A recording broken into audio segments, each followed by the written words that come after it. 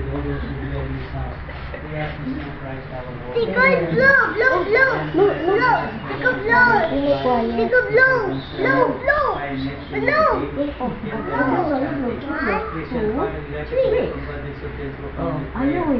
We shall not pray to God unless blessed. Oo, mamaya.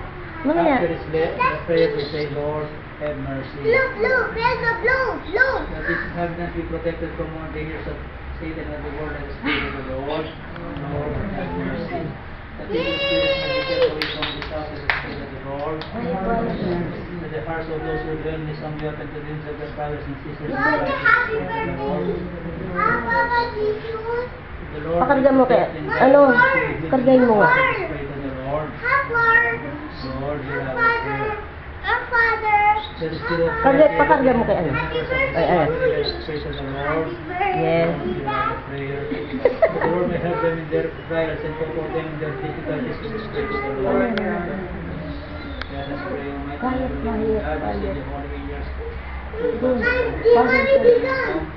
Lord Jesus Christ, you said to the apostles to give peace to every house they enter. We implore you, give peace to this house, grant that this house may be blessed.